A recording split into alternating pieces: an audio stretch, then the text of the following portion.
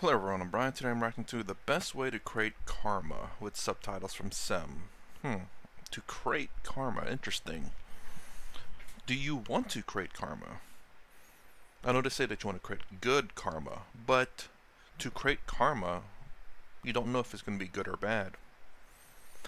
Now, you can guess a lot of the karmas are going to be good or a lot of the karmas are going to be bad, but you think you're going to do something good, but what if it turns out bad? And then you generate bad karma instead of good that you thought you were going to create. So the ultimate way to be is to create no karma. I do believe Sadhguru may have said that. I'm trying to think. I can't remember, but I do believe he said something similar to that, I guess. The ultimate, and maybe even Swami Taratmananda as well has said that, I believe. The ultimate goal is to create no karma at all. But anyways, let's hear what Sam here has to say. For example, some of you might be in shock. Some of you might be surprised. But I'm not making up these rules. I'm not making up karma. Karma is not made up by me. But one of the best ways to create karma is to have a family. You create a lot of karma. A lot of karma. Number one, in order to have a family, you need to be attracted to someone. Mind you, he said karma. He didn't say good or bad karma. It did say the best way to create karma, so it could be the best way to create both good and bad or good. You need to be attracted to a girl, or to a boy, or to a partner, whatever you like. You need to be attracted to somebody. When you're attracted to them, you spend all your energy and time to get them. And then you have a view about them. This girl is going to be like this, like this, like this, like this. This girl looks like this, she talks like that, she acts like that. That's very pleasurable to me. I would like to live with that. I would like to be with that. I would like to marry that. I would like to be with this person. I like the way this boy talks. I like the way he looks. I like the way he makes money. I like the way he's simple. I like the way he is not greedy. I like the way he is aggressive. Whatever your projection is. But remember, the person that you're attracted to, the person you like, I would say safely, 50% is what they are, 50% is what you think they are. I repeat, 50% is what they are, 50% is what you think they are. Hence, I have counseled and talked to hundreds, if not thousands of people in the last 30 years, especially for marriage. Most of them almost break apart. Then you may say, oh, well, Rimchi, the ones who are having a good marriage are not going to come to you and talk. True. Hold on. I gotta rewind that real quick. Say, oh, well, Rimchi, the ones who are having a good marriage, are not going to come. they're not gonna come. Yeah. I thought they're gonna say, well, Sam, the common denominator. Shoot, it's like, oh, that's a terrible thing to say. Obviously, they were having issues prior for him to come there. I'm kind of curious as to, what percentage of the marriage he's able to save or help. Obviously, he doesn't have control over their marriage. He can only give advice, and whether they take that advice or not, it's up to the individual people. True. That's true. The ones who are having a good marriage, they don't have a problem, right? I can say, well, I'm a doctor in the clinic, and I meet cancer patients every day. Well, you say you don't need people who are healthy, do you? That's true. Yeah. But look, if it's one unhappy couple a month, that's fine. But if it's every day, 2-3 times a day, it's a problem. And it goes on for years, there's something going on. Alright? So usually she's like that, she's like that, she's like this, she's like that, she's like this, she's like that, he's like that, he's like this, he's like that, he's like this, he's like that. I hear that all the time. These days not as much because I don't see people as much. But why that happens, we have a view. So once we have that view and we're with that person 1 year, 2 year, 3 year, these days because of internet, these days because of movies and influence from movies and a sense of freedom, and we have education, and we can get our own jobs, people separate much faster. Interesting. I'll say he's not wrong there. I would say probably more of the influence from social influence. I mean, people are more independent. So when people are more independent, they tend to break up a little bit more easily, because when you're dependent on someone, you don't tend to break up. And you may think of this as something negative, but not really. It'd be nice to depend on someone. Think of your best friend or your family, someone that you can depend on. You can trust them, you can be with them, you can depend on them for stuff. So being dependent on someone is not a bad thing. Being completely dependent on someone is terrible, but being able to be dependent on someone is a good thing. But a lot of people, well, I say that, there are people out there, let me put it that way, who are not willing to work through things because they're independent. It's like, well, if this doesn't work out, I can be on my own. I don't have to try to work things out because I can be on my own. And so you're getting a lot more people that are separating much faster and probably are going to be alone for a while because they're not willing to settle, or they're not willing to work things out.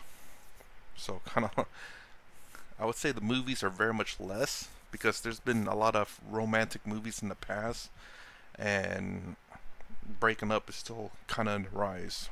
I think it's more of the social norms, the being independent, and realizing, well, not realizing honestly, but just realizing you're independent, so therefore you're not willing to work on things. It's not necessarily putting up with things, but the more important thing is the putting up but working on it things. So if there's an issue, you're willing to work on it, to talk it out, because you want to be with a person. Whereas nowadays, that it's so easy to get in and out of a relationship that you're not willing to work on it. You're just trying to find the perfect partner right off the bat. And finding the perfect partner is extremely rare. A lot of people work through their problems and become a stronger relationship than finding the perfect partner, because finding the perfect partner requires no work. So therefore, a little tiny thing can break it apart.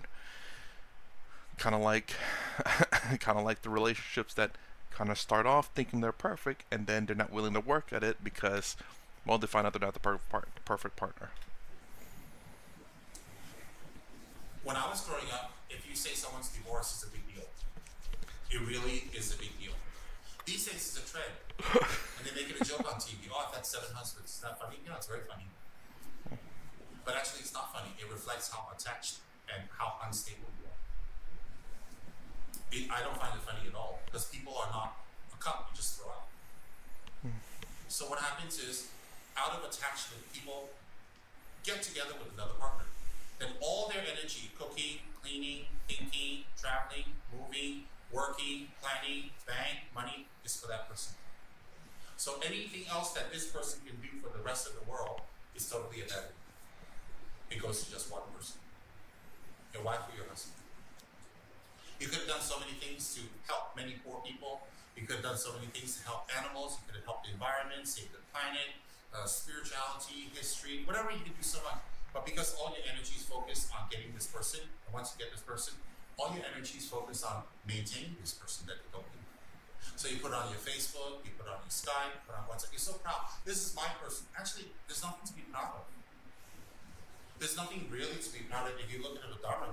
When you have a picture of your girlfriend, boyfriend, you're so happy, you put on your Skype, you want to tell the world, see how happy I have somebody. Actually, you're advertising how lusty you are, how attached you are, how silly, how plastic you are. I do wonder what happens if the same scenario about posting, instead of posting your girlfriend or boyfriend, what about posting about your family, like your child who, say, got the MVP on a sport? Is that also the same thing? Or can you genuinely be proud of something without it being a lust? I would hope so. I do believe in that. But at the same time, you are posting it on the internet for everyone to see, you know. But it's kind of like a shared moment, though. It's like something that you're very proud of, and you want to share to the loved ones that you have, your family and your friends, you know. Now, I guess it's intent, I suppose. Or if you're posting that to say, yeah, let me show off my son or my daughter or my wife, you know, then it's a problem. But he's like, oh, I'm so proud. This is a moment I want to share with my friends because I'm very proud of this moment. Then it's a bit different. So intent is the matter, I suppose. Your whole life, that's all you can get. Just this girl, just this wife, just this boyfriend. That's all you can have. That's all you can achieve. Look, dogs mate every day. Dogs have husbands and wives every day. Birds have husbands and wives every day. Bears, cows, they mate every day. What's the big deal? What are you, a cow? So I see people like, they go pictures of them and their girlfriend, and wow, I'm so good. I have a girlfriend. Wow, someone, she's so pretty. Well, wait 10, 15 years, see how pretty. Let's see how pretty you are. Because, you know, it's not that she's not pretty. It's not that you're not pretty. It's a projection. And if you're marrying somebody because they're pretty, it's not going to last. Yep. Because you're not marrying them for that. You're marrying them for what you think they are. If they're pretty, they must be beautiful inside. If they're pretty, they must be smart. If they're pretty, they must be compassionate. If they're pretty, they must be practical. If they're pretty, they must be a good person. So if they're pretty, the inside must match their pretty face. So wow, that guy's so handsome. So that guy's so handsome, so strong, you're assuming that the inside also matches the person's outside. You're assuming. You're assuming. That's why when you watch movie stars, like such a beautiful girl, and she plays in these series as a good wife, as a good mother, and then off the screen, you find out she's sleeping with everybody. She's running around, she's very loose, she's not a nice person, she's a diva, she screams at waiters, she throws a drink down, and then don't you see on YouTube her 10 best diva moments of this star. And then when you look at it, you go, huh? Like that? Yeah, that's how the person really is. But what you don't realize is that you say that that person's like that just because they're beautiful. You say that's how they're like because they're beautiful. That's not how they're telling you they are. You're not wrong, you're not bad, you're not good, you're not evil, you're nothing. You're at a Halloween party, whatever you see is just a mask. Just think of life as a Halloween party. The party never ends. Some come as a fairy princess, some come as a ballerina, some come as a knight in shining armor. Some come as Dracula, they really are Dracula in real life. Alright? Some come as a very sweet little person. I mean, it's like a Halloween party. Everybody comes. So that's what you're attracted to. When you're attracted to someone or something, you're not attracted to what they really are. You're attracted to what you think they are. Then you know what happens. After 6 months, a year, 2 years, guess what happens?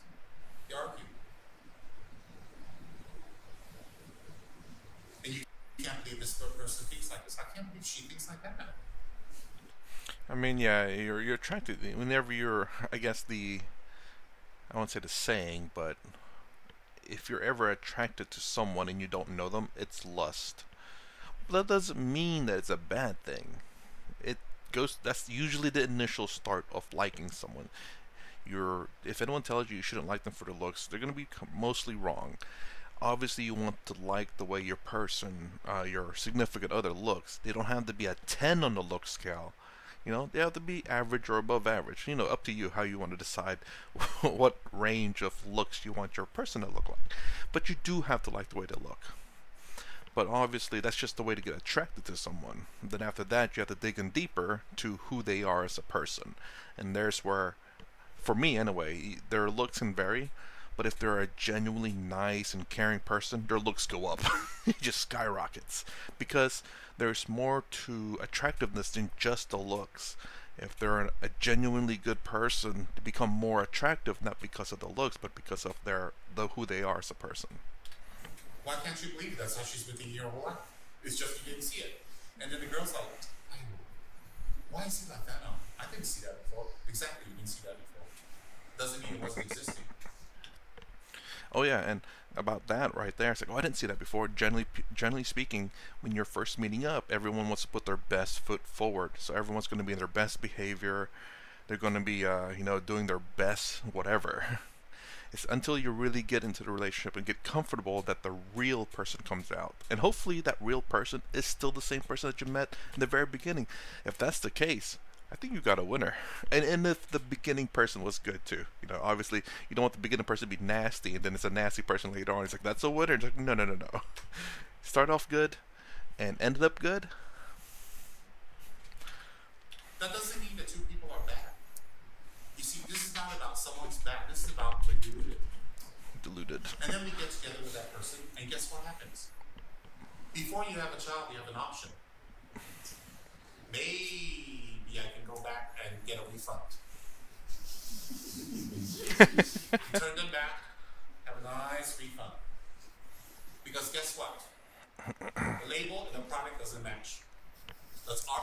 That's not their problem, isn't it? They were who they were. You just, some of us are impulsive shoppers. After we buy, we go, why did I buy that? A lot of us are impulsive shoppers. As long as it looks good, it feels good, and it smells good, we take it home. Guess what? The next morning, doesn't look, smell, and feel good anymore. Then, once you have the kids, oh, I'm so happy. Wow, I have a kid. Oh, here we go. People have been giving birth and having babies since the beginning of time. That's a big miracle. Oh, God gave me this baby. God didn't give you a baby. Your sperm and her egg gave you the baby. Wow. What did God give you a baby? Your baby comes out, you're retarded, one eye, no teeth. God gave you a, yeah, he gave you this to learn how to love. What? There's all kinds of weird things people say to cover up the problems. And then once you have the baby, like, oh, I got the baby. That's a big deal. I'll disagree a little bit here. So obviously, if you have a deformed child, I think majority of people will have difficulty in that. Will have difficulty in loving a child. So I think it is for people who love their child regardless.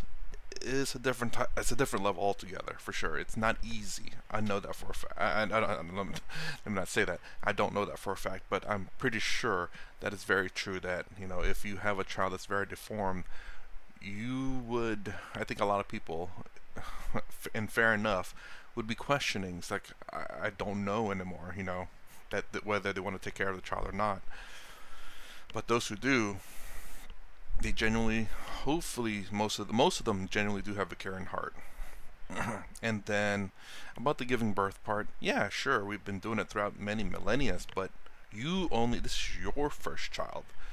How many times we have first child? There's a lot, but how many times have you had a first child? Once. You'll only ever have that experience once in your lifetime. Doesn't matter that it's happened billions of times. It's the fact that for you, it's a first time experience. So I would not discount that. It's a special moment for sure and celebrate it. Is it a big deal? Yes, it is. For you, it is. But for humanity, sure, it's not. But for you, it is. At least I hope so. It's a very special occasion. This is you coming out of. Let me not say that one. No, but it's essentially you and your significant other's love child, I guess you could say. Okay, no offense. I think you're great people, but take a look at yourself. When you came out as a baby, what's the big deal? Just another human being.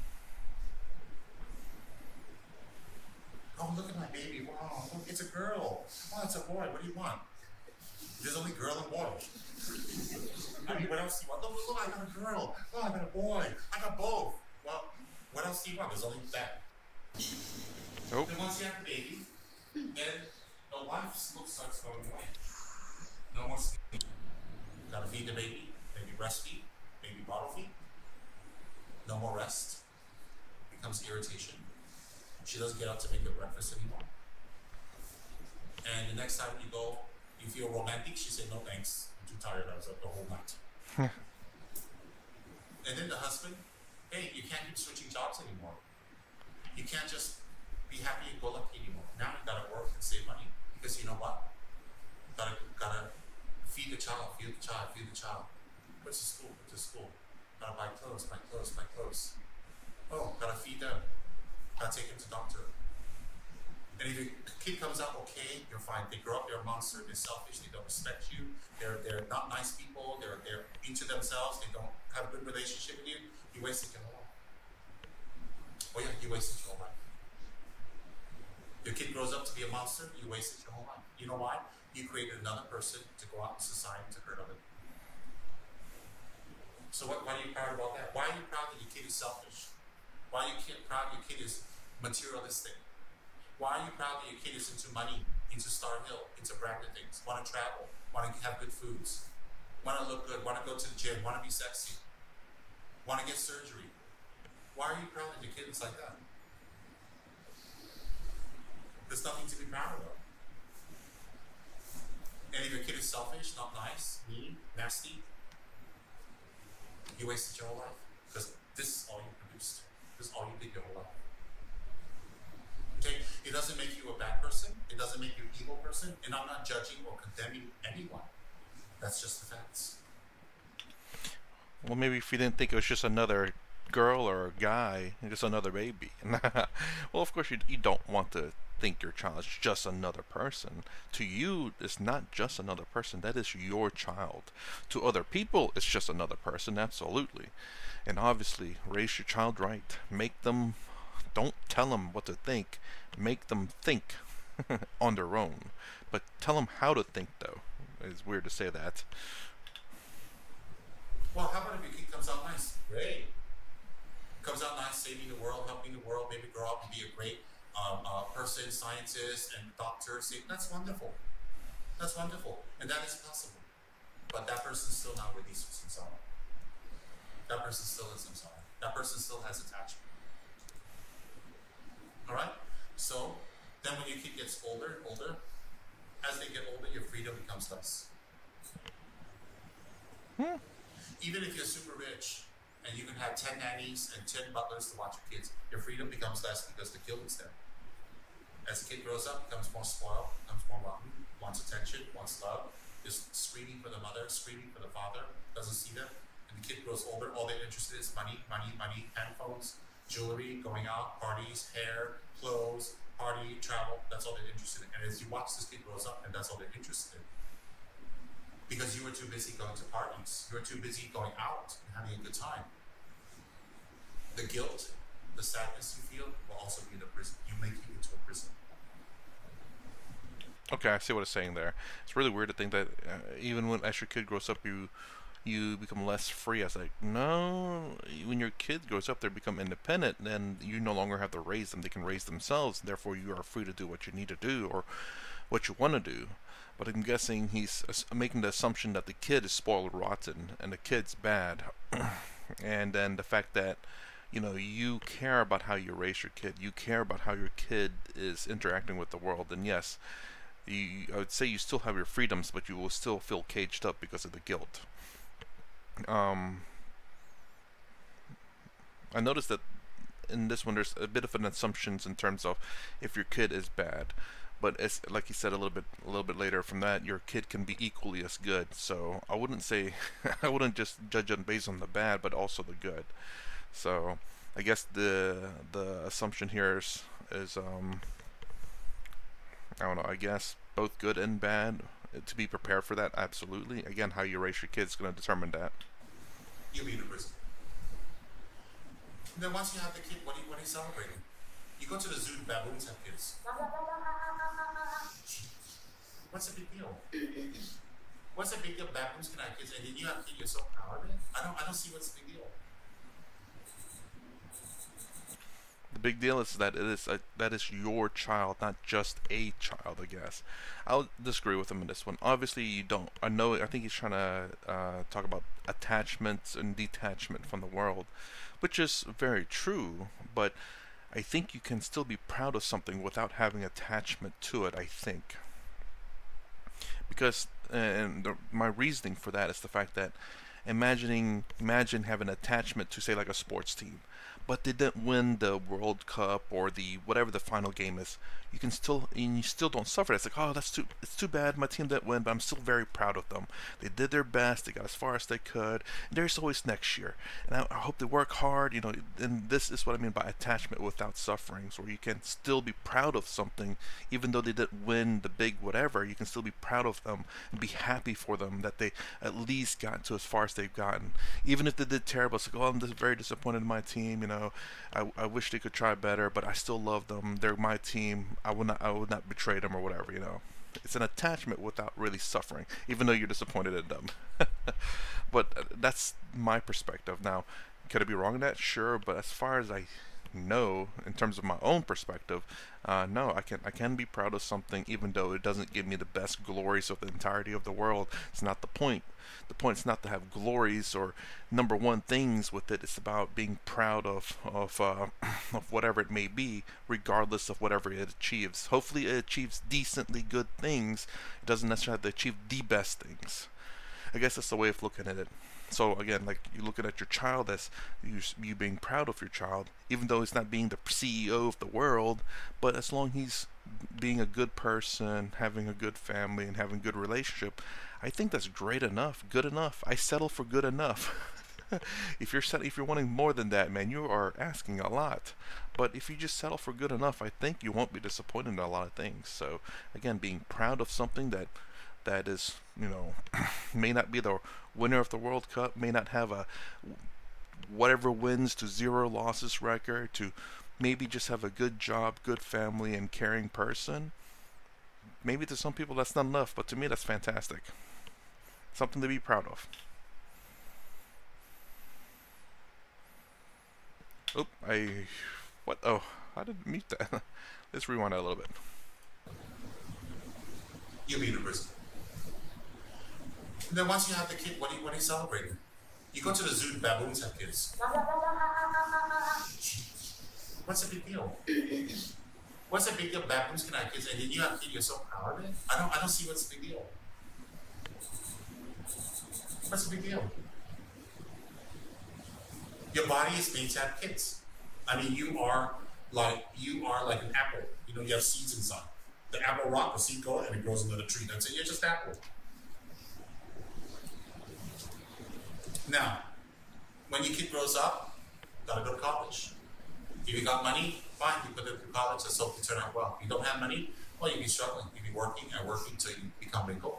You got great. The feelings you have for your partner, your wife, your husband is already gone. I mean, you're comfortable with them. They're a nice person, they're not a nice person, or they're half-half. You're comfortable with them. You get used to them. And sometimes you stay because of the kids. The kid needs a mother, the kid needs a father, and I gotta stay with trust. But you're not staying because of love. You're staying because initially, you tricked yourself. It's not that person's fault. It's your own fault. And then when you look back, you're already wrinkled, gray, wrinkled and gray, and you have 1, 2, 3, 4, 10 kids to look at. That's what you've done your whole life. I think it stayed because of love, actually, not love for your partner, but love for your kid. I'd like to think of it that way, and the sheer fact that if you stayed to keep your kid in the proper direction, I think that's an accomplishment. I think that's something to be proud of, because it's easy to separate. It's like, oh man, I don't love this partner anymore. We have a kid. We'll just separate.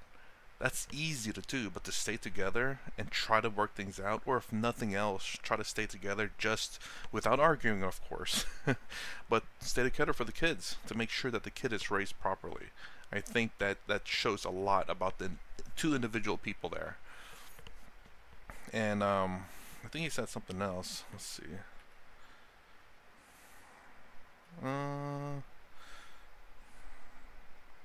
Get used to them.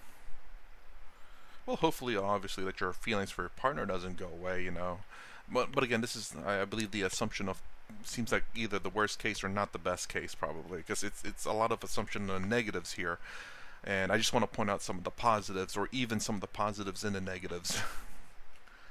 Kind of like, again, about, maybe you lose interest in your partner, but you're staying together for your kids. I think that's still a very positive thing to be selfless.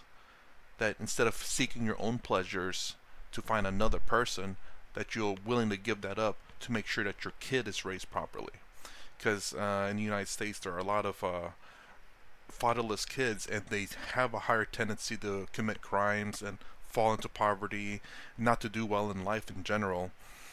So even if these two couples don't really like each other anymore, but they stay for the kids, I think that is a very selfless reason to do it, because they see their kids as something that's more valuable than their own pleasures in life.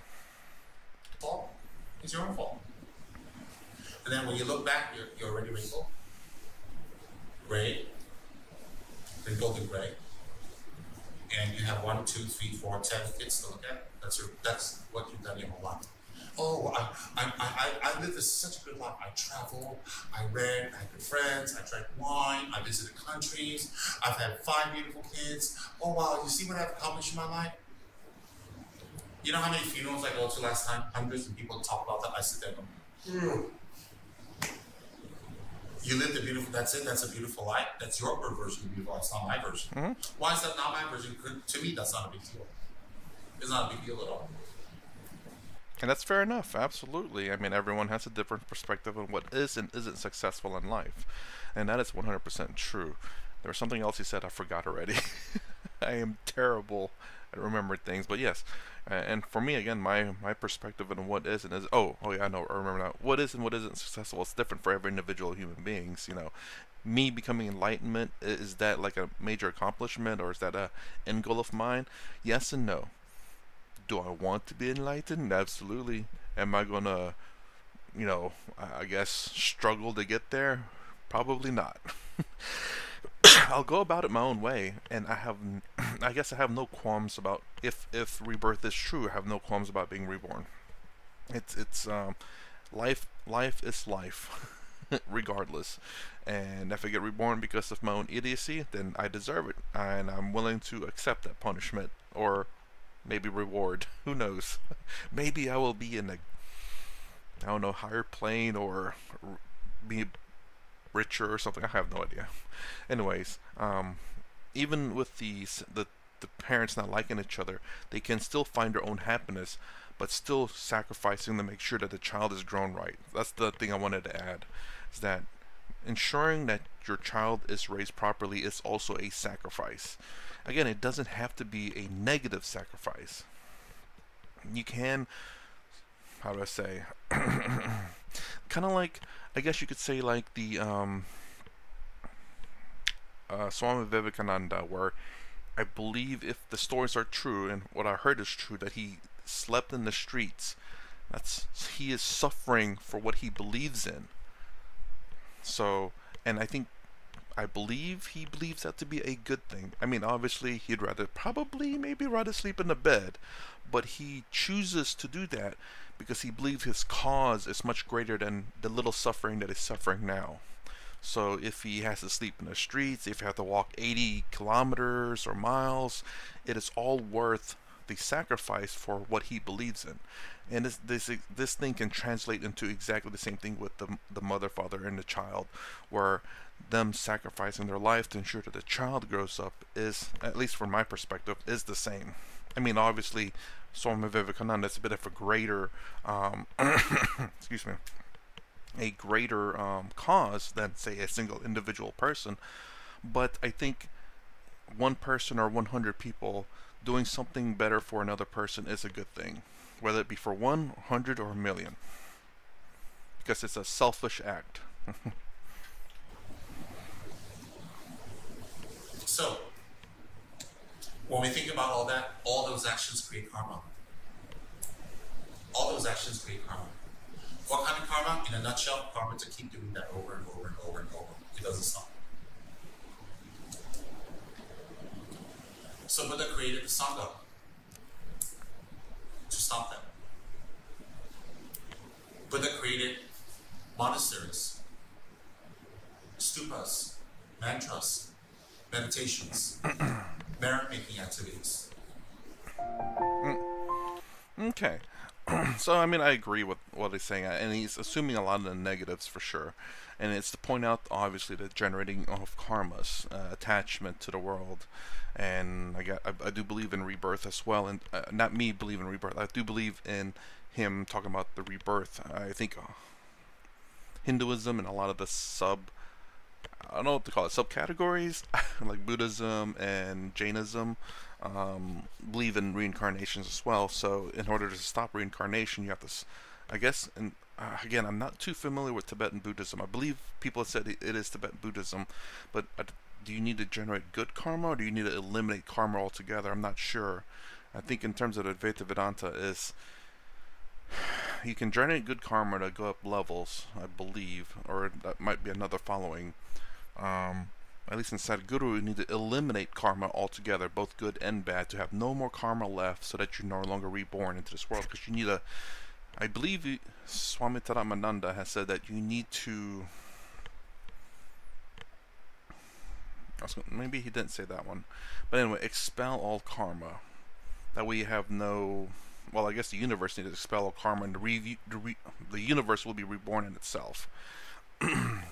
But anyways, then if you look at, I guess, the kind of the, I don't want to say true Advaita Vedanta, there's no such thing as karma. It is all part of the Maya. Because we are all enlightened beings, we're all Brahman Atman. But it's a bit more complicated than that for sure. Well, it's actually as simple as that, but it's more complicated because of we associate with the ego so much that what is simple is complicated. At least that's my perspective of things. Anyways, it's my reaction to the best way to create karma. If you like my content, please consider subscribing, thumbs up, thumbs down below. Thanks for watching. I will see you in the next vid.